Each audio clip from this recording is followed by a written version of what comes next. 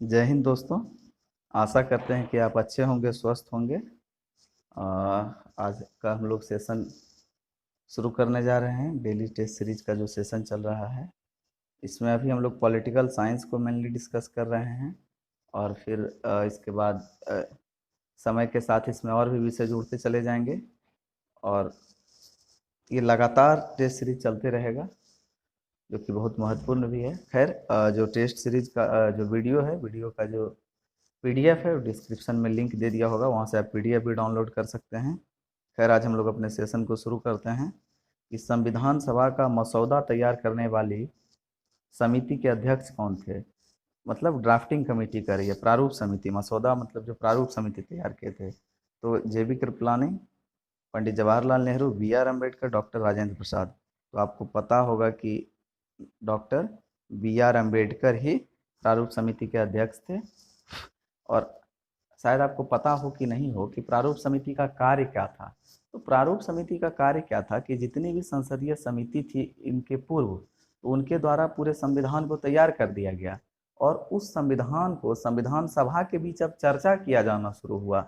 यानी इसी चर्चा के बाद उसी में जिस बात को हटाना हो या किसी बात को जोड़ना हो या किसी नए विषय को उसमें पूरी तरह से लाना हो, तो यानी इसी चर्चा के बाद ये तय होते चला गया कि संविधान बनते चला गया। यानी संविधान का जो प्रारूप है वो तैयार होते चला गया। तो जो प्रारूप समिति थी, वो बने हुए संविधान पे संविधान सभा में चर्चा करके संविधान को अंतिम रूप दिया है। आपको पता होगा कि डॉक्टर बी आर अम्बेडकर को आधुनिक मनु भी कहा जाता है। आधुनिक मनु इसलिए कहा जाता है इन्हें, क्योंकि जो मनु थे, तो मनु संहिता पे ही इससे पहले, अंग्रेज से आने से पहले और मुस्लिम शासकों के आक्रमण से पहले हम लोग के यहाँ जो चलता था, हम लोग का जो देश चलता था, वो मनु संहिता से चलता था। खैर, हम लोग अगले प्रश्न पे आते हैं। अमेरिकी संविधान की निम्नलिखित विशेषताओं में से कौन सी विशेषता भारतीय संविधान में नहीं है। तो लिखित संविधान, मौलिक अधिकार, संसदीय सरकार और संघीय शासन प्रणाली। तो देखिए, अमेरिकी संविधान में कौन सी विशेषता है जो भारतीय संविधान में नहीं है। तो संघीय शासन प्रणाली इसका सही आंसर हो जाएगा। संघीय शासन प्रणाली, संघीय शासन प्रणाली हमारे यहाँ नहीं है। संघीय शासन प्रणाली कहने का मतलब फेडरलिज्म नहीं है। देखिए, यूनियन और फेडरेशन दोनों का हिंदी संघ ही होता है, लेकिन जो हम लोग के यहाँ है वो संघ का यूनियन जिसको कहते हैं, जो कनाडा का स्वरूप है वो स्वरूप है, ना कि जो फेडरेशन जो अमेरिका का स्वरूप है उस स्वरूप को हम लोगों ने स्वीकारा है। मतलब फेडरेशन का कहने का मतलब हो गया कि यानी किसी समझौता, किसी संधि के तहत हम लोग एक हुए हैं और दोनों राज्यों के लिए एकदम पृथक संविधान होगा। दोनों राज्यों के लिए दो अलग अलग नागरिकता होगी, केंद्र की अलग नागरिकता, राज्य की अलग नागरिकता। तो इन्हीं बातों का उल्लेख है। आते हैं अब हम लोग अगले प्रश्न पे। किस अधिनियम ने भारतीयों को विधायिका में प्रवेश दिया। भारत परिषद अधिनियम 1861, भारत परिषद अधिनियम 1909, भारत शासन अधिनियम 1919, भारत परिषद अधिनियम 1893। देखिए, 1893 नहीं, 1892 होगा। खैर, तो इसका सही आंसर हो जाएगा भारत परिषद अधिनियम 1861। तो भारत परिषद अधिनियम 1861 है, उसी में भारतीयों को पहले बार प्रवेश दिया गया। आपको पता होगा कि 3 व्यक्ति को प्रवेश दिया गया था। 2 बनारस के थे, एक पटियाला के नरेंद्र सिंह थे, और एक सर दिनकर राव थे, और एक और थे। तो 1861 में दिया गया। आपको पता होगा कि 1857 के विद्रोह के बाद अंग्रेज को लग गया कि हम लोग को विकेंद्रीकरण करना शुरू करना पड़ेगा। यानी जो है सो विधायिक विकेंद्रीकरण और न्यायिक विकेंद्रीकरण दोनों 1861 के अधिनियम में देखा गया। न्यायिक विकेंद्रीकरण इस दृष्टि से कि उसी में पहला बार 1861 में प्रावधान आया कि इस देश में 3 हाईकोर्ट खोले गए। कौन कौन? कलकत्ता, मद्रास और इलाहाबाद। नहीं, बम्बई हाईकोर्ट खोला गया, इलाहाबाद नहीं, बम्बई हाईकोर्ट। ये 3 हाईकोर्ट, ये न्यायिक विकेंद्रीकरण था और विधायिक विकेंद्रीकरण था कि अब भारतीयों को भी इसमें प्रवेश दिया गया। और 1892 के अधिनियम में पहली बार भारतीयों को संसद में सवाल पूछने का अधिकार दिया गया। खैर, अगले प्रश्न पे आते हैं। भारतीय संविधान की प्रस्तावना में है, यानी देखिए, भारतीय संविधान की प्रस्तावना में है तो क्या है? विचार, धर्म, आस्था, अभिव्यक्ति, या विचार, विश्वास, आस्था, धर्म, या विचार, धर्म, अभिव्यक्ति, विश्वास, विचार, अभिव्यक्ति, उपासना, आस्था। तो इसका सही आंसर हो जाएगा विचार, धर्म, अभिव्यक्ति और विश्वास। आपको पता होगा कि सॉरी कि हम लोग के प्रस्तावना में 5 प्रकार के स्वतंत्रता, 3 प्रकार के न्याय और 2 प्रकार के समानता का वर्णन किया गया है। 3 प्रकार का कौन कौन न्याय? सामाजिक, आर्थिक और राजनीतिक न्याय। 5 प्रकार का स्वतंत्रता कौन कौन?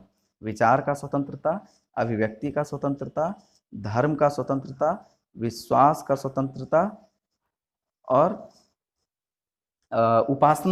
उपासना का स्वतंत्रता। तो इन 5 स्वतंत्रता का वर्णन किया गया है। तो इसमें आस्था कहीं वर्णन नहीं है। और 2 तरह के समानता का वर्णन किया गया है, प्रतिष्ठा की समानता और अवसर की समानता। खैर, हम लोग अगले प्रश्न पे आते हैं। शक्तियों का विभाजन और स्वतंत्र न्यायपालिका किसकी 2 महत्वपूर्ण विशेषता है? सरकार का एकात्मक स्वरूप, सरकार का समाजवादी स्वरूप, सरकार का लोकतांत्रिक स्वरूप या सरकार का संघीय स्वरूप। तो सरकार का जो संघीय स्वरूप होता है उसमें एक स्वतंत्र न्यायपालिका और शक्तियों का विभाजन 2 महत्वपूर्ण विशेषता होती है। और क्या होता है संघीय स्वरूप का और विशेषता? कि लिखित संविधान होगा और संविधान की सर्वोच्चता होगी। संविधान की सर्वोच्चता कहने का मतलब कोई भी अपने शक्ति से बाहर जाके कार्य नहीं कर सकता है। खैर, हम लोग अगले प्रश्न पे आते हैं। मार्ले मिंटो सुधार किस वर्ष पारित किया गया?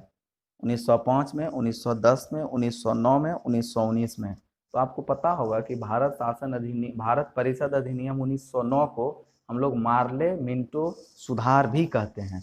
ऐसा इसलिए कहते हैं कि जो मार्ले थे उस समय भारत के इंग्लैंड में भारत सचिव थे और जो मिंटो थे वो भारत के वायसराय थे। तो मार्ले मिंटो सुधार था 1909 का जो भारत परिषद अधिनियम था।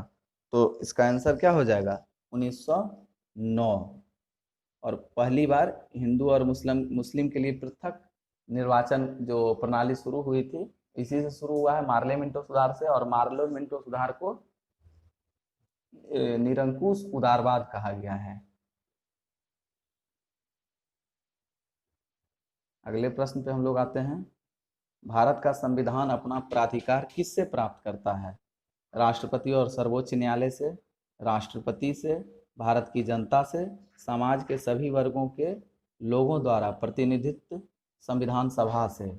तो इसका सही आंसर हो जाएगा भारत की जनता से। कहने का मतलब है कि जो भारत का जो संविधान है उस संविधान को बनने का अधिकार या उस संविधान की संरचना का अधिकार या उस संविधान की उपयोगिता या उस संविधान में जो प्रावधान किए गए हैं वो भारत जो, चूंकि देखिए हम लोग का जो प्रस्तावना शुरू होता है तो उसमें यही शब्द है कि हम भारत के लोग, we the people of India, यानी जो पूरी जो भारत के संविधान का ये जो पूरी शक्ति निहित है वो भारत की जनता में निहित है, वो भारत के आम लोगों में निहित है। वो ना ही न्यायपालिका, न कार्यपालिका, न विधायिका, किसी में निहित नहीं है। ये सब इसी के इर्द गिर्द है। कहने का मतलब है ये सब संविधान के इर्द गिर्द है। यानी संविधान के अंतर्गत न्यायपालिका, कार्यपालिका, विधायिका और जितना सिस्टम है काम करता है। और संविधान कैसे बना है या संविधान को जो अधिकार मिला है वो कहाँ से मिला है? तो वो जनता से मिला है। यानी अंतिम रूप से जनता का ही सब कुछ है। तो लोकतंत्र का जो एक भावना है कि जनता के लिए, जनता के द्वारा और जनता का, तो उसी भावना को प्रदर्शित करती है।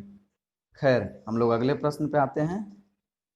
भारत के संविधान की किस अनुसूची में राज्यों में अनुसूचित क्षेत्रों के प्रशासन और नियंत्रण के लिए विशेष उपबंध हैं? आपको तीसरी अनुसूची, चौथी अनुसूची, 5वीं अनुसूची, 6ठी अनुसूची। तो इसका सही आंसर हो जाएगा 5वीं अनुसूची। 5वीं अनुसूची में ही वर्णन है जो है कि भारत में जो अनुसूचित क्षेत्र हैं, अनुसूचित जाति और अनुसूचित जनजाति क्षेत्र जो हैं उसका वर्णन इसी में 5वीं अनुसूची में। 6ठी अनुसूची में भी है, लेकिन 6ठी अनुसूची में वो सारे हैं जो असम, मेघालय, उसके बाद त्रिपुरा सॉरी और मिजोरम, इन 4 राज्यों में जो अनुसूचित जाति और जनजाति क्षेत्र हैं उसका वर्णन 6ठी अनुसूची में है। और इन 4 राज्य के अलावा देश के जिस भी क्षेत्र में अनुसूचित जाति जनजाति हैं उनका वर्णन 5वीं अनुसूची में है। चौथी अनुसूची में राज्यसभा का वर्णन है, राज्यसभा में कितने सीट होंगे, क्या किस राज्य को होंगे। और तीसरी अनुसूची में जो शपथ लेते हैं उनके शपथ का वर्णन है और उनके एफर्मेशन यानी ओथ एंड एफर्मेशन का उसमें वर्णन है। तो आपको आज दिमाग लग रहा होगा कि 5वीं अनुसूची भी अनुसूचित जाति जनजाति क्षेत्र और 6ठी अनुसूची में भी जाति जनजाति क्षेत्र है, ऐसा क्यों? तो देखिए 5वीं अनुसूची और 6ठी अनुसूची में अंतर क्या है कि जो 6ठी अनुसूची है, तो जो असम है, मेघालय है और आपका त्रिपुरा है और मिजोरम है, इन 4 राज्यों में बहुत अधिक संख्या में जनजाति पाए जाते हैं, तो इसलिए उनको एक अलग निकाय में बांट दिया गया। और जो भारत के दूसरे हिस्से के जितने भी अनुसूचित जाति जनजाति क्षेत्र हैं, उनको एक दूसरे हिस्से में बांट दिया गया, क्योंकि आपको पता होगा कि जो इस क्षेत्र में जो अनुसूचित जाति जनजाति क्षेत्र होते हैं, इनके ऊपर नियंत्रण सीधा राष्ट्रपति का होता है। और अगर इस देश के अगर इन चारों राज्य को भी अगर इसी में शामिल कर दिया जाता, इन क्षेत्रों को भी, तो राष्ट्रपति के लिए बहुत मुश्किल हो जाता है कितने बड़े कार्य को संभालना। यह लोकतांत्रिक दृष्टि से भी ये बहुत उचित नहीं होता, इस वजह से ऐसा किया गया है। खैर, हम लोग अगले प्रश्न पे आते हैं। भारतीय संविधान के किस अनुच्छेद में SC ST के लिए आरक्षण का प्रावधान किया गया है? तो जो आप देखते हैं कि SC के लिए और ST के लिए जो आरक्षण का प्रावधान किया गया है, ये किस अनुच्छेद में किया गया है? पहले हम लोग विकल्प पे बात करते हैं। अनुच्छेद 375, अनुच्छेद 315, अनुच्छेद 335, अनुच्छेद 345। तो इसका सही आंसर हो जाएगा अनुच्छेद 335। सॉरी, अनुच्छेद 335 में वर्णन किया गया है कि SC और ST के आरक्षण के प्रावधानों का। फिर हम लोग अगले प्रश्न पे आते हैं। भारत के सर्वोच्च न्यायालय की स्थापना हुई है। भारत शासन अधिनियम 1935, स्वतंत्रता अधिनियम 1947, संविधान सभा द्वारा, कैबिनेट मिशन द्वारा। तो इसका सही आंसर हो जाएगा भारत शासन अधिनियम 1935। आपको पता होगा कि भारत शासन अधिनियम 1935 में संघीय न्यायालय का स्थापना किया गया था, इसी के तहत सुप्रीम कोर्ट बना था। लेकिन सुप्रीम कोर्ट जो बन के तैयार हुआ है वास्तव में, वो 1 अक्टूबर 1937 को बन के तैयार हुआ है। खैर, हम लोग अगले प्रश्न पे आते हैं। भारत सरकार के प्रथम विधि अधिकारी कौन होते हैं? भारत के मुख्य न्यायाधीश, विधि मंत्री, भारत के महान न्यायवादी, विधि सचिव। तो इसका सही आंसर हो जाएगा भारत के महान न्यायवादी। आर्टिकल 78 में वर्णन किया गया है कि भारत में एक महान न्यायवादी होंगे और इनका कार्यकाल राष्ट्रपति के पश्चात पर्यंत रहता है, यानी राष्ट्रपति जब तक चाहें तो ये बने रहते हैं। लेकिन इसका जो व्यवहारिक तर्क है, जो व्यवहारिक रूप से हम लोग देखते हैं, तो जब भी नई सरकार आती है तो एक नए महान न्यायवादी बनते हैं, और जैसे वो सरकार जाती है तो वो जो न्यायवादी होते हैं, महान न्यायवादी, वो भी बदल जाते हैं और फिर दूसरे आते हैं। ऐसा इसलिए कि जो भी महान न्यायवादी होते हैं वो सरकार के पैरोकार होते हैं। इनका काम होता है कि सुप्रीम कोर्ट सहित देश के किसी भी न्यायालय में सरकार का पक्ष रखने का अधिकार होता है। फिर हम लोग अगले प्रश्न पे आते हैं। भारत के नियंत्रक और महालेखा परीक्षक की नियुक्ति कौन करती है? तो करते हैं भारत के, तो विकल्प बात करते हैं हम लोग। राष्ट्रपति, वित्त मंत्री, प्रधानमंत्री, चीफ जस्टिस ऑफ इंडिया। तो इसका सही आंसर हो जाएगा राष्ट्रपति। भारत के नियंत्रक और महालेखा परीक्षक की जो नियुक्ति करते हैं वो राष्ट्रपति करते हैं। आर्टिकल 148 से लेके 151 यानी 148, 149, 150, 151 में वर्णन किया गया है कि कैब होगा, यानी नियंत्रक एवं महालेखा परीक्षक, जिनका काम होता है कि ऑडिटिंग, और ये राज्य स्तर पे भी होते हैं और केंद्र स्तर पे भी होते हैं। तो जो केंद्र स्तर पे होते हैं उनकी नियुक्ति राष्ट्रपति करते हैं, नियंत्रक और महालेखा परीक्षक की। खैर, हम लोग अगले प्रश्न पे आते हैं।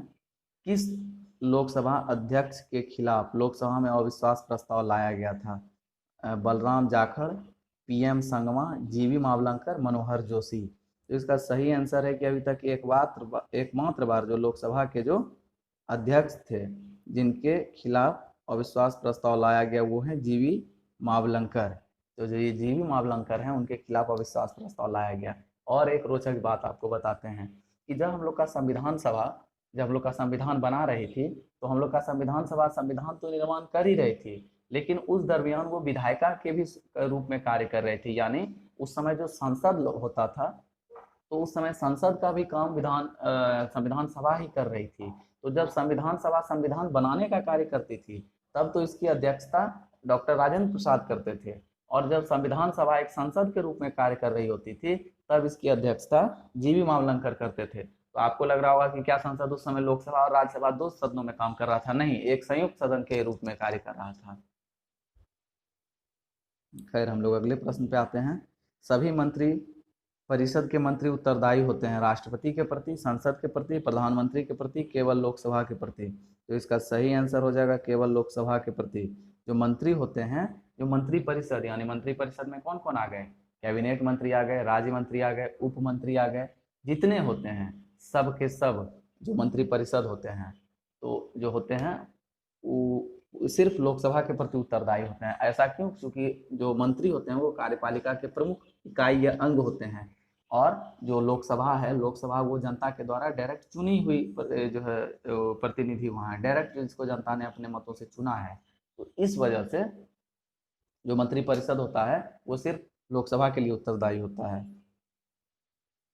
फिर हम लोग अगले प्रश्न पे आते हैं। संसदीय शासन प्रणाली सर्वप्रथम किस देश में विकसित हुई है? तो इसका बेल्जियम, फ्रांस, यूनान, ब्रिटेन। तो इसका सही आंसर हो जाएगा ब्रिटेन।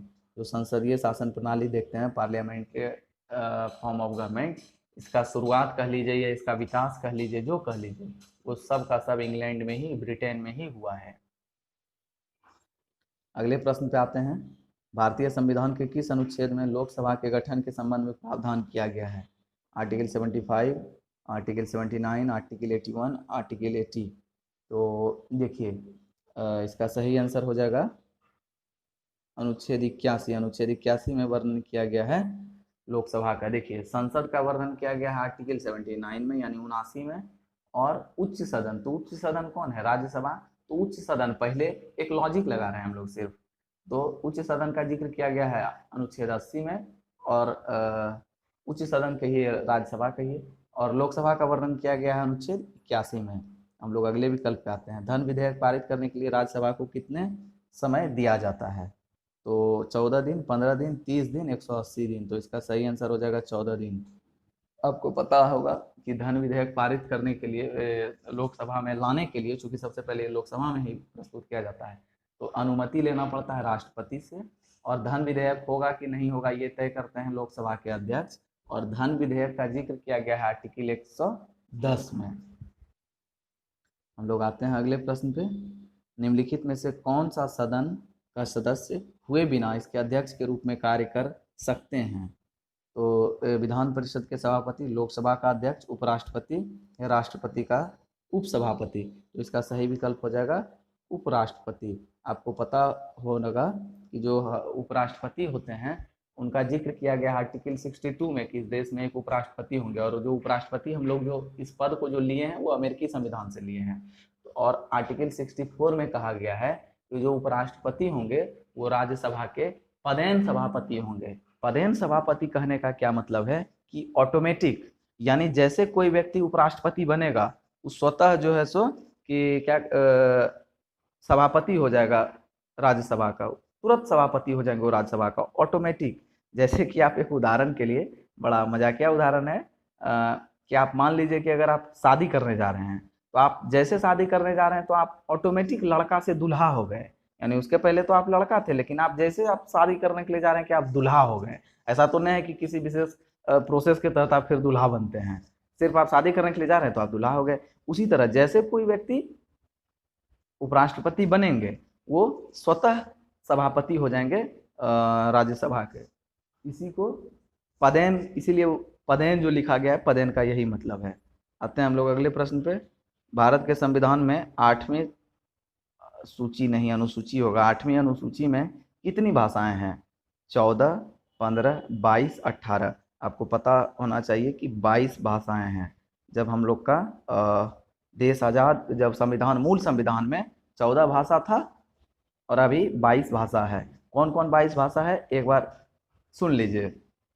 डोगरी, उसके बाद कश्मीरी, उसके बाद सिंधी, उसके बाद पंजाबी, पंजाबी के बाद आ जाइए संस्कृत, संस्कृत के बाद गुजराती, गुजराती, मराठी, उसके बाद कोंकणी, उसके बाद कन्नड़, उसके बाद मलयालम, उसके बाद तमिल, उसके बाद तेलुगु, उड़िया, संथाली, मैथिली, बंगाली, उसके बाद नेपाली सिक्किम के लिए, उसके बाद बोडो, असमी, मणिपुरी।